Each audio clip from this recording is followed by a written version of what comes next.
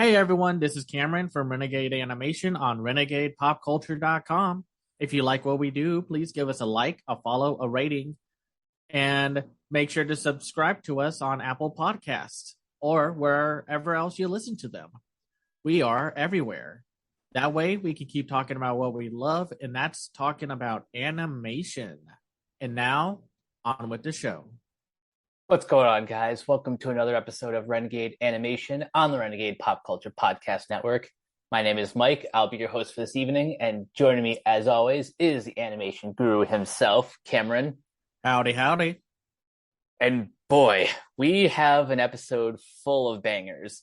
We got reviews for the Netflix anime Cyberpunk Edgerunners, the film from Studio Colorido, Drifting Home, and from G-Kids, Goodbye, Don Glees. We're going to start with the one that's the most mature. Cameron, why don't you describe Cyberpunk Edgerunners? Cyberpunk Edgerunners is a spin-off of the notorious RPG made by CD Projekt Red, Cyberpunk 2077. It's a collaboration between CD Projekt Red and Studio Trigger. It's directed by Hiroyuki Imaishi. It's written by Yoshiki Usa and Masahiko Otsuka. We follow a young man named David Martinez, dubbed by Zach Aguilar. He lives within a city that is constantly on the move, with technological upgrades being the name of the game. After an incident that ends up with his mother getting killed, David goes on the offense and starts to get enhancements done to himself, including a special military-grade upgrade. After doing so, he ends up becoming an edge runner, an outlaw mercenary taking on tasks that will sooner or later get them intertwined with the major corporations that run the entire city. Can David and his team that includes Lucy, dubbed by Emmy Lowe, make a living in this chaotic world, or will he find himself short-circuiting to the dangers in which this world lathers itself with? I think due to the whole fiasco with Cyberpunk 2077, despite it being, functioning now, the only legacy at that point was the fact that the game was a broken disaster that was made with crunch and definitely other situational issues with the story and world building. The anime is like its own separate breed. It's based off of the game's world. There are elements to it that if you've played the game, you will understand perfectly about what it's all about. But on its own, you could just watch this as its own thing. With that having been said, this anime is awesome. It's a version of those late 80s, early 90s OVAs that would come out, where it was aping off of Blade Runner and Ghost in the Shell, with all of the infamous hyper-violence, gore, sex, and what have you that a lot of those OVAs were full of back in the day. But unlike a lot of those OVAs that tried to have some kind of deeper meaning or commentary, but really only cared about all the violence and nudity, Cyberpunk Edgerunners is complex, emotionally gripping, and it actually has something to say about the whole situation of people augmenting themselves with technology. They're finding their own identities and how they perceive themselves, but also a lot of those upgrades are coming from not the best sources, because at this point in the future, the only people in charge are giant corporations, which is, very typical sci-fi, cyberpunk kind of stuff. Mm-hmm. But at this point, we've seen everything that can be done with Cyberpunk. So it all relies on the whole execution of it all. More so than other stories in this genre, it seems like Edgerunners has kind of ramped up the anti-corporation message up to 11, which is pretty fitting for Studio Trigger. They usually they take everything up to 11.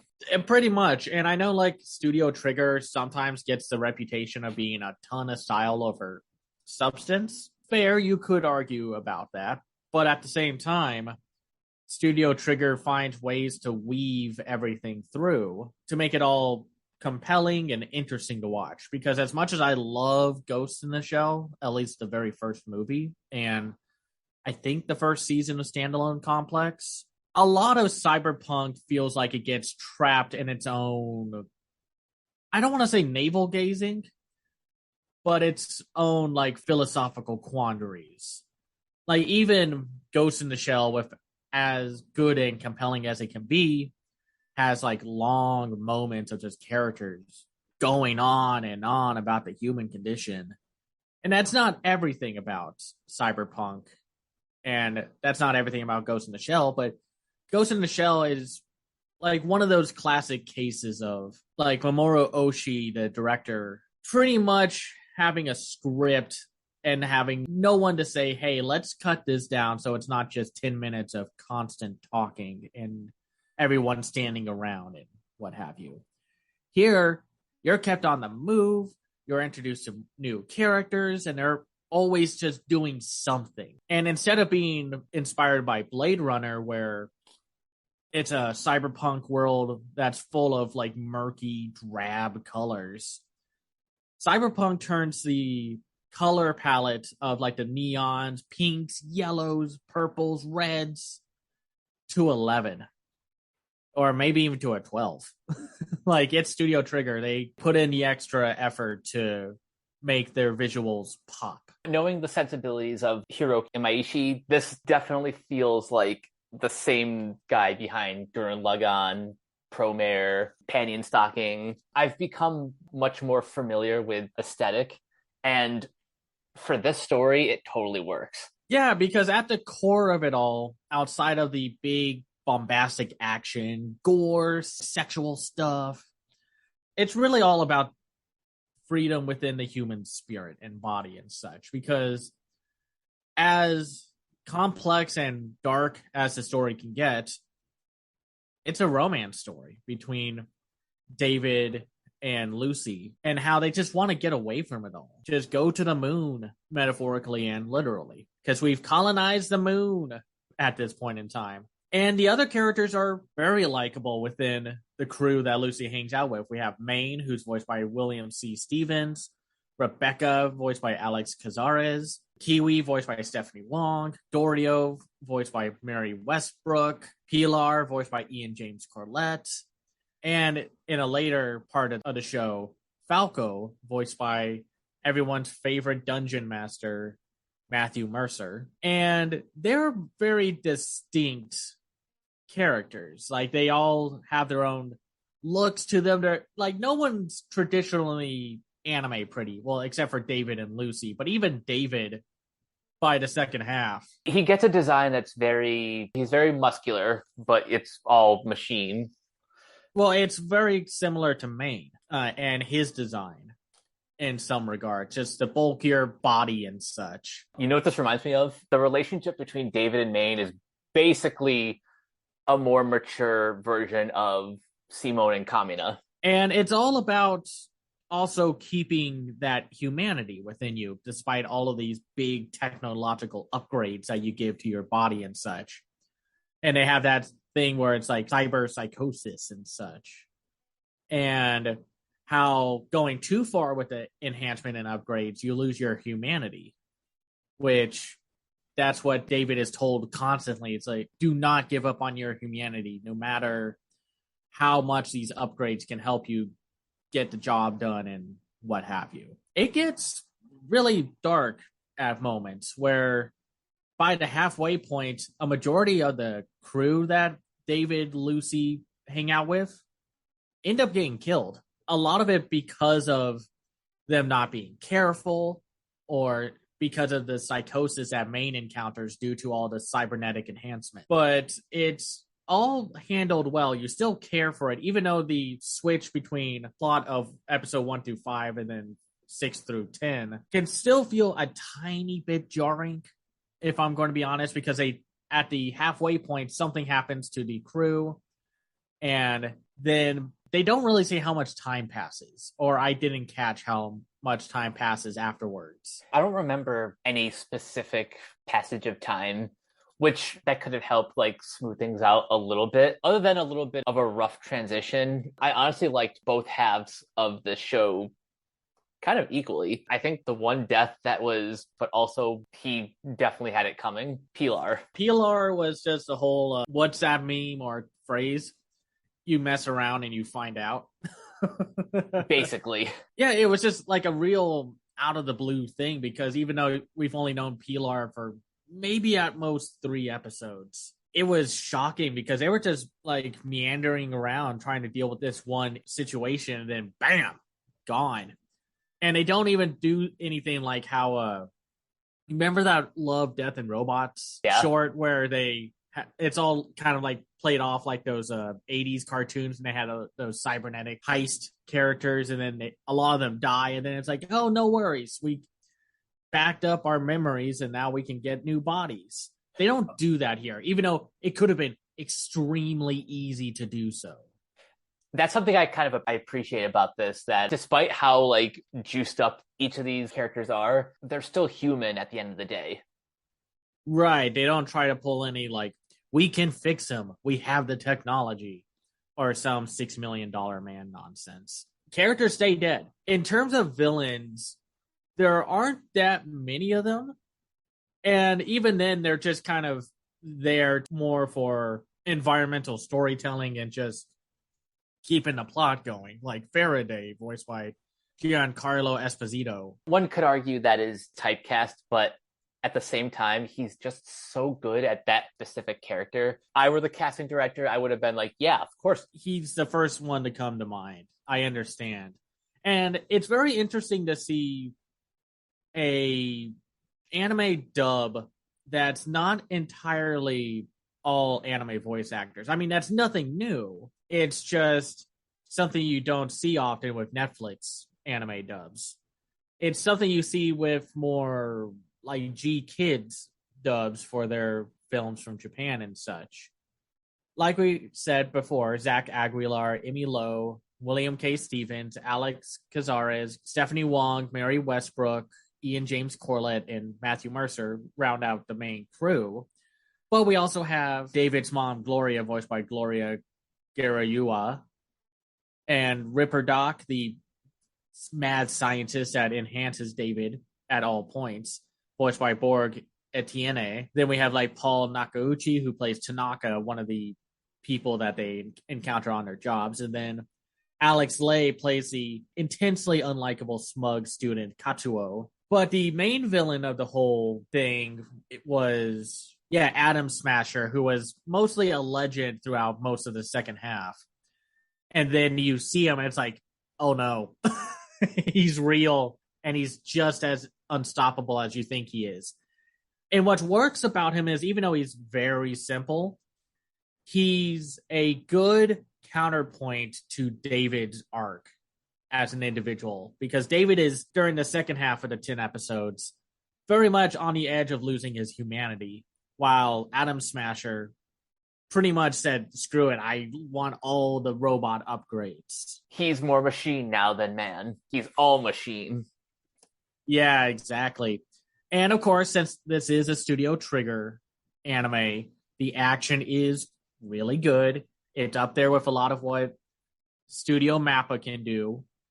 And even though it can be sometimes a bit overstimulating in terms of its visuals, like just a lot of bright colors, a lot of action, a lot of blocky characters, or characters becoming more blocky in terms of shapes, especially with David when he gets his final super upgrade, and all the blood and body parts flying everywhere. It's still handled well, but I understand if people can find the action a bit too much at points. I won't fault anyone for finding this show to be sensory overload, because that's just kind of par for the course with Imayashi's work. But if you're into that, then some of the action, particularly when David is in his upgrade, shit gets crazy. Yeah, because he goes super fast, like faster than what anyone can see. And then at the very end, he meets his match in some regards with Adam Smasher, who can also do that. And it's almost fairly upsetting in a lot of ways how many of these characters die just horribly and such. I was upset when Rebecca lost her fate. I was hoping she'd make it all the way through to the end. Same. She was so much fun. Yeah, Alex Cazares, who we'll actually be talking about within Drifting Home, brings a lot of great, energetic personality to her. And that's because she's also very Barry from the Mighty Ones. And she's also plays a lot of the characters in the Casa Grandes. She's been around the block and she's great. And the music is very exciting because it's by Akira Yamaoka, who, if you're a video game person, you've seen his work everywhere. He's the guy behind a majority of the Silent Hill games and Shadows of the Damned. And he brings a great, energetic, lo-fi, techno beats to everything. There's a lot of metal in this soundtrack, and I'm all about that. Yeah, and then one of the more surprising parts was the opening song. It was wait a minute, this is all English. And it was This Fire by Franz Ferdinand, a band I just haven't thought about in for ages. Same. When was the last time anyone's talked about a Franz Ferdinand song? And maybe it's just because I'm not aware of what they're doing right now, but it was very interesting to see them choose an English song when they could have easily just chosen a Japanese artist and such. And it gives it its own little distinct flair with the opening, which also looks great. And the ending theme, Let You Down by David Posiadlo, also is fitting for everything. It's a very good adaptation of a video game that's mostly known for being busted at launch. This is kind of taking a page from the Arcane playbook, where it's we're just telling the story. We're not going to try to tie it too deeply into the lore of the video game. I mean, they are using lore from the game, but it's you can be a casual fan and just enjoy it for what it is. It's a very different take on Cyberpunk. It feels like it's more Cyberpunk than most games or shows or films that say they are Cyberpunk and what have you. It's just fascinating that this year we've had 3 really good video game adaptations. And we've had the Cuphead show, Tekken Bloodlines, and now Cyberpunk Edgerunners. And I'm not entirely sure why that is, because it's never a given that a video game is going to have a good adaptation into a movie or a show. I mean, we did lose that Resident Evil show on Netflix within 2 weeks of it launching. At least we don't have to deal with that with Cyberpunk Edgerunners. It's just 10 episodes, so you don't have to worry about it. I think I even just pointed out a second ago, the key to a good video game adaptation is television, for one thing, because you can emulate the pacing of the storytelling easier in long form than as opposed to cramming everything into 2 hours. Just keep making them like Cyberpunk, Arcade, the Cuphead show. Keep them in that sort of spirit, and you'll be good. It's all about finding a compelling story. This one is very compelling. It's just good. It's one of the best anime of the year so far. Oh, easily. And I mean, unless you're not into the hyper neon colors and the ultra violence and such, which fair, I get it, then you can skip the show. But if you want a very compelling sci-fi show that's not aping off of Ghost in the Shell or Blade Runner, then you'll want to watch this one. Now then, let's go into the next Netflix anime thing with Studio Colorido Drifting Home, which is the same studio that made 2018 Penguin Highway. If you've seen any of those animated Pokemon shorts, the ones that show up online and such, or on Netflix, Colorido has done those. They did 2020's most disappointing film, A Whisker Away. But now we're back with Drifting Home with the same director of Penguin Highway, Hiroyasu Ishida, co-written by him, Hayashi Mori, and Minaka Sakamoto. It's about 6 kids: Kosuke Kumagai, Natsume Toichi, Taishi Koiwai, Yuzuru Tachibana, Reina Hama, and Juri Ando. And one day they are just exploring this apartment complex that is getting prepared to be torn down for reasons. And they find Natsume there saying, it's like, hey, I'm here for this boy, Nopo, who is dubbed by Elliot Fletcher.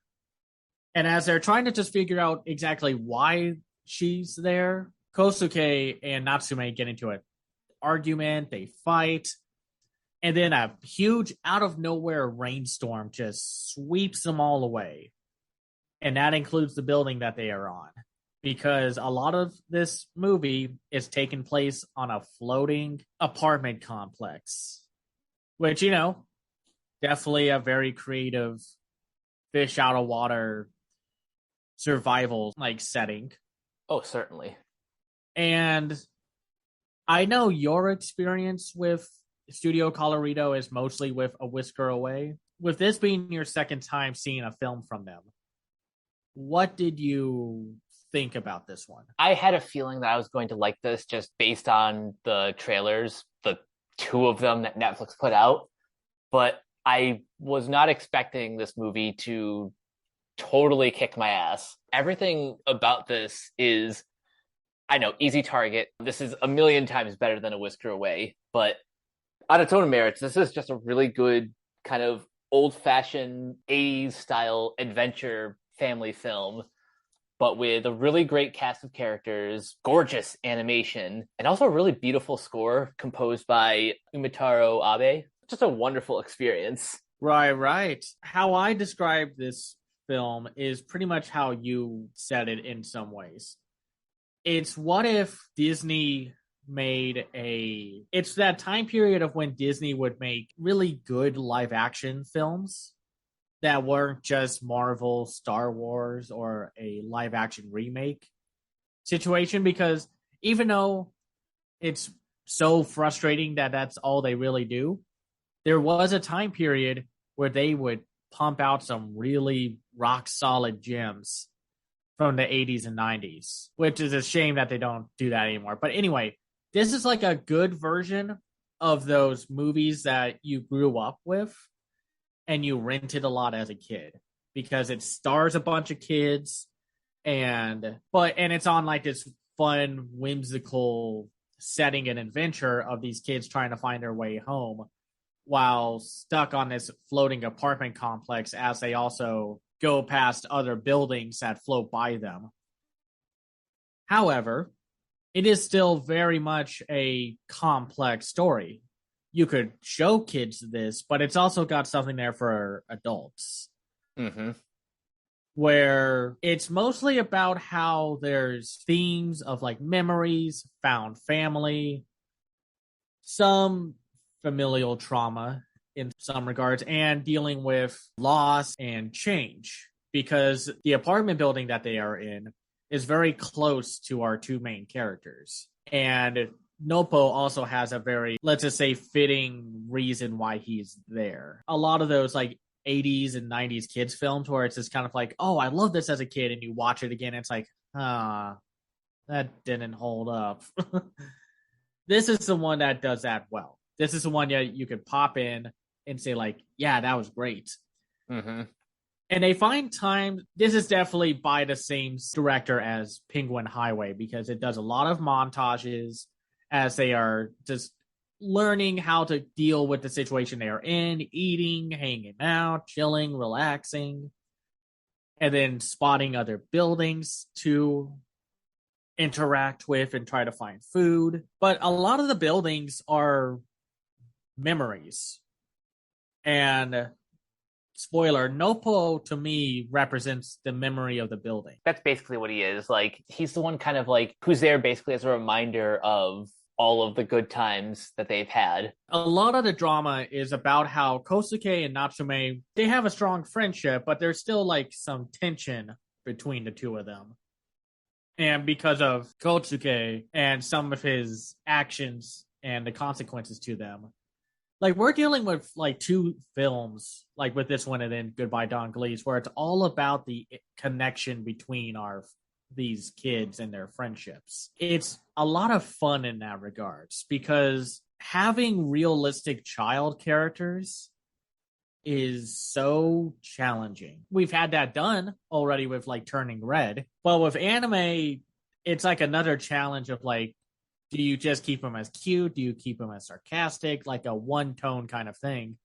Here, all of these characters are interesting, even though some of them have very basic personality traits. Like the one dubbed by Ben Diskin, Yuzuru, he wants to make sure everyone's on the same side. He's the one with the most level head. And Taishi is the rowdy, rambunctious boy character who's voiced by Alex Cazares.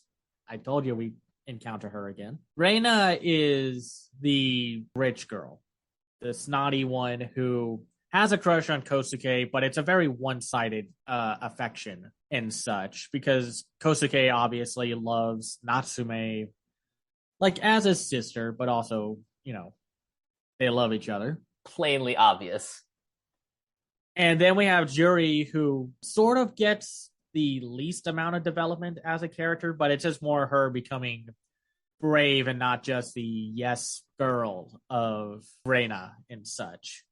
But I did like all of their chemistry. It's like it's a very straightforward cast of child characters, but they aren't written in a way to be super obnoxious, because that's always been a thing that like even companies like Disney suffer with this, where child characters are either really bland or they can be just really annoying. These characters, like, sometimes they really toe the line at some points, but when like the more dramatic scenes happen, they all seem to kind of rein it in. Right. And they do that a lot. I think that kind of leads to my one bit of criticism with the film.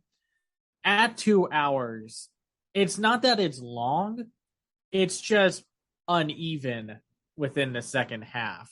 It seems like, oh, okay, drama, conflict, okay, it's resolved. And then like 5 seconds later, drama, conflict. And then it's resolved 5 minutes later. And then like 5 seconds later again. It's like a really intense roller coaster that will not let off. I don't want to say I felt the length, but there are some beats that can get a little bit too repetitive.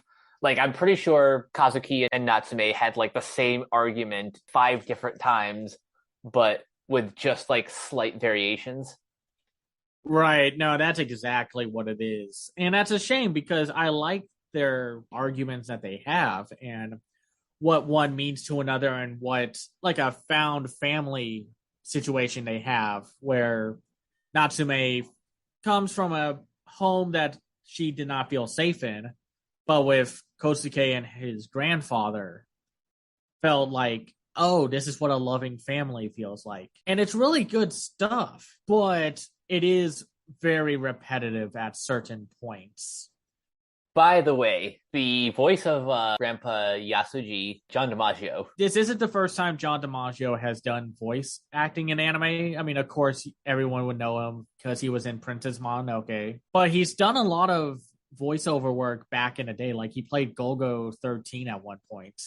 He hasn't just been a U.S. voice actor, which is very interesting, because you could watch something like the Ninja Scroll, the animated series, and then he just pops up out of nowhere as a main character to the episode.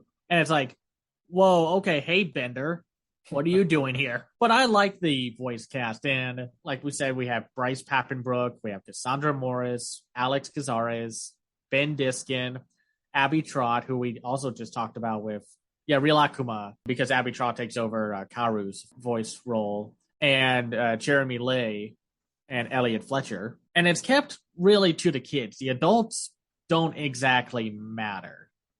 Natsume's mom gets a few lines, but we don't really see her until the very end of the movie, where she has some story importance and such. But I like that. I think that's fine. You can just have the kids. I mean, this is something that we'll talk Goodbye Don Glees, where it's all on the teenagers and such in that movie. And here, the kids are strong enough and are accepting of some of the more whimsical, dreamlike, and fairy tale like logic used in this world. And they don't need like an adult or someone there to explain it to them. Movies like this, it's kind of important to keep kids like the focus, especially since, like you said, this is on Dream Logic, and I cannot stress enough how much I love the way they animate the water and these, like, I don't know if they really explain what they are, but there's like shining blue energy that kind of surrounds them at certain points. The way they brought that to life, I thought was really cool. Right. No, it's a lovely movie. Colorado does great character animation and stunning visuals that Makoto Shinkai would give a thumbs up to. And the music by Umitaru Abe, he also did the music for Penguin Highway, and it's very whimsical and fantastical and emotionally gripping when it needs to be. Like, it's a very good movie. I do think I enjoy it more than The Deer King, and I love The Deer King. The Deer King is great. I think right now this movie sits just outside my overall top 10. It's number 5 right now with my animation rankings. Right now, it's just behind The Sea Beast, but it's before The Deer King. Because, 2022 is not over yet, and we got a lot of animated films that are just about to come out in these next few months. So we're going to be hit with a bunch of titles in the next couple months.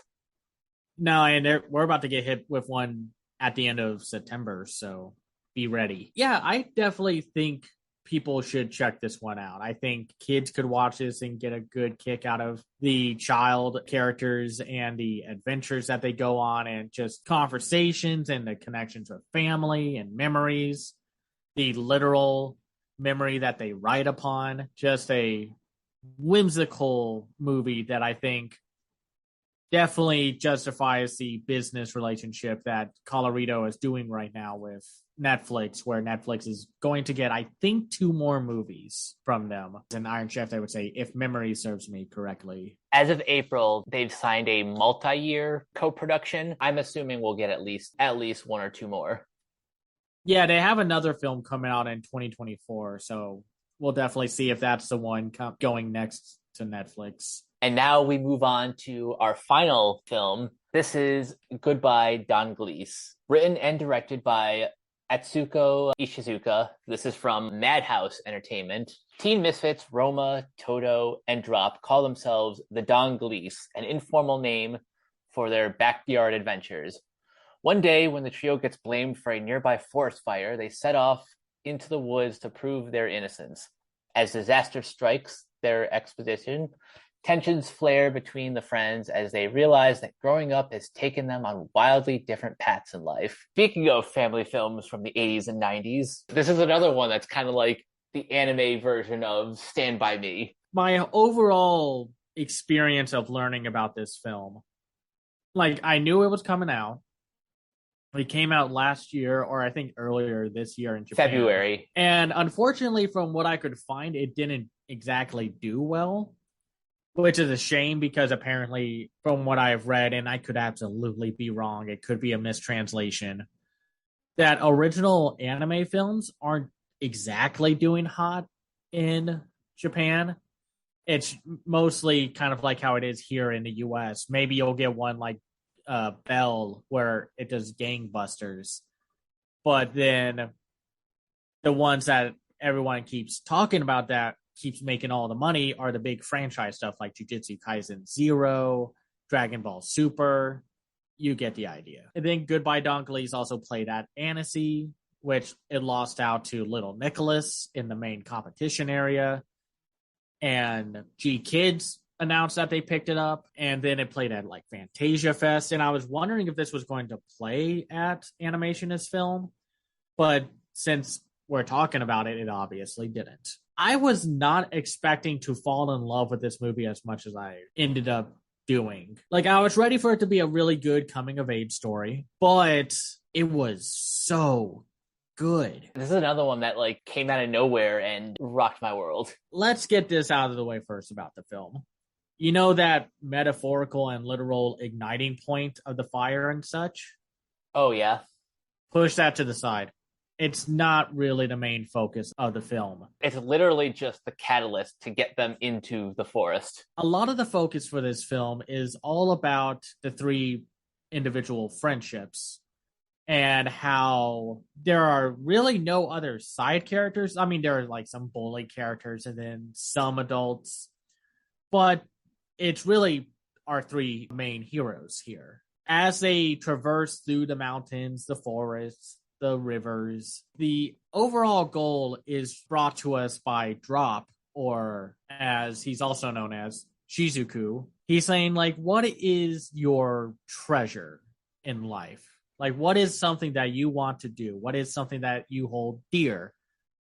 What kind of impact and impression do you want to leave on life? And that's what the personal journey for all of our three characters are. Drop wants to find the treasure in Iceland. Roma wants to be a photographer. And Hokuto wants to, well, he's conflicted because he's studying so hard and working hard while he goes to school, but he finds like a conflict of faith of like, is this what I really want to do? And it's very compelling how that's what drives a majority of this 90-minute movie. It's really just a bunch of personal conflicts all kind of wrapped around a pretty thrilling backyard sort of adventure. And we also once again have like teenagers that actually act like real teenagers. It's impressive how this director is able to capture that. I know the director is known for A Place Further Than the Universe, which if you've seen that anime, you'll know what to expect with this film. You would think these teenage boys would get very grating and such, because that's how a lot of teenage boys are in real life and are written.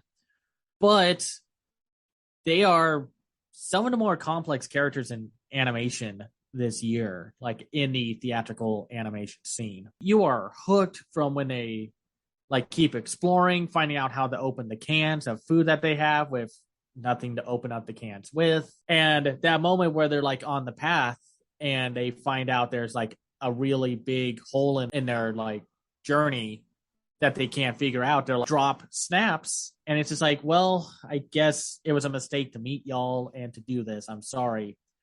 And by that point, Roma is like, no, are you kidding me? We are going to finish this. I do not like that you think our meeting, our friendships, our journey has just been for nothing. That scene hit me hard. I've had similar experiences like that where like, you know, you start to just doubt if all of these hardships have been worth it. But then, you know, someone eventually like snaps you out of it and say like, we're seeing this through to the end no matter what. Right. And that moment right after that where they find that whole little forest area with the moss and the grass covering the car and such. This is a gorgeous movie. And I mean, that's no shock. It's Studio Madhouse making a movie, so of course it's going to look great. It has some of the same energy in its character animation that Drifting Home does. Like, these characters are very expressive. They have a lot of comedic animation to them, especially during that early scene where they pull a huge joke on the bully kids, how corny and juvenile it is. And it's like, oh no, that's something that only teenage boys could come up with to get back at these bullies. That's not just beating the tar out of them and such. Throughout the whole film, there's always this lingering dread, not like a horror sense, but like the film sets up something like something happens with one of the kids. You're not entirely sure what happened or if it's going to happen during this journey. Unfortunately, the fate of one of them is revealed off screen, which is a little aggravating. It is. It reminds me of I Want to Eat Your Pancreas.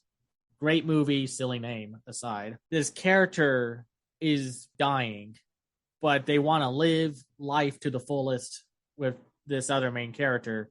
And then she's killed off screen.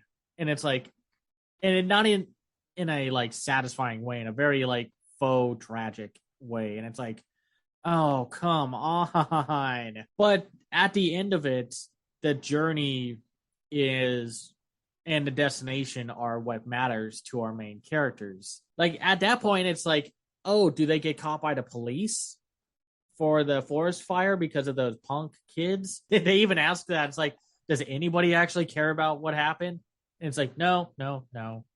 I was wondering where this film was going to end. And then that whole sequence of when they're in Iceland, it's like, oh, It hit me hard in the feels. Once they get inside the phone booth, then everything kind of comes full circle to that moment in the beginning of the film. With Drop's dreams and such. And it's very touching. I was just like, oh man, I'm about to cry, but I also have to head to work. So I got to pack up those tears for for later and such. I was just not expecting that with the whole like emotional gut punch at the end. It's all about living life and then finding the importance of moments in the small details, especially when we find out Roma took a photo, and then that pays off also with another character that doesn't get a whole lot of development, but it's like a girl that Roma meets and has a crush on, and then that red in a sea of blue, you inspired me. And it's like, oh man, that's a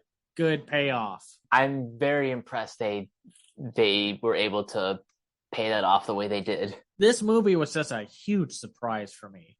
And I'm sad that it's going to probably be overshadowed during award season because nobody cares about animation from overseas in the voting groups. And also, I know that G Kids is also going to focus a lot of its endeavors on Inyo, which still my favorite movie of the year. It's just the fact that not all of their films are going to get the same award season for your consideration campaign. You hope they do, but a lot of films are going to be competing for those 5 spots, including 2 heavy hitter stop motion animated films, which I'm pretty sure I can say on the record what film will be winning Best Animated Feature, but I also don't want to jinx it, so I'm going to hold my tongue. Well, it's tough because we still have Strange World and we have Puss in Boots: The Last Wish for a lot of the more mainstream theatrical stuff. And then streaming, Netflix is going to eat itself alive because we have like the Sea Beast, we have My Father's Dragon, we have Pinocchio, the only good Pinocchio film this year, Wendell and Wild. There's other stuff too, like maybe Marcel the Shell with Shoes On could squeeze in a nomination, but A24 will have to fight really hard to do that. I don't know if Lightyear has any chance at any point, even though it did really well on Disney Plus. I'm going to go ahead and say no. We'll have to talk about this. Maybe we'll be back on Take 3 Productions to talk about it.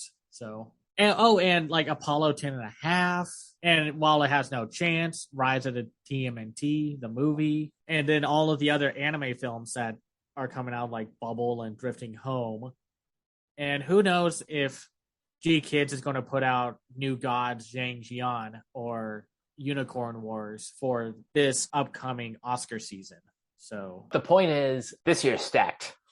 Yeah, and Goodbye Don Glees is one of its biggest surprises. Just a fantastic coming-of-age tale that everyone should see. Pretty much to echo my similar thoughts on Drifting Home, if you're someone who kind of grew up with these like 80s and 90s family adventures, or if you're just a big fan of the director, Atsuko Ishizuka, you definitely need to check out Goodbye Don Glees as soon as you can. Indeed. This will wrap up this episode. It's going to be a little sporadic, but I do plan to have us review Intergalactic, and maybe before my 3-week hiatus, we will talk about the Odd Taxi movie and show. This is one that's long overdue, but thank God the Odd Taxi movie is finally coming to Crunchyroll. It's out right now, actually, as we are recording this. So, oh, awesome. You will hear more about that next time. But until then, Cameron, where can everyone find you online? You can find me on Twitter at Cam's Eye View. I run my own website called camseyeview.biz, where I review animated films and shows from around the world called The Other Side of Animation. I also have a Patreon at patreon.com/camseyeview. That's where you can find me. And you guys can find me on Twitter at CaptainK42. You can check out my quick thoughts on letterboxd.com/CoachK42.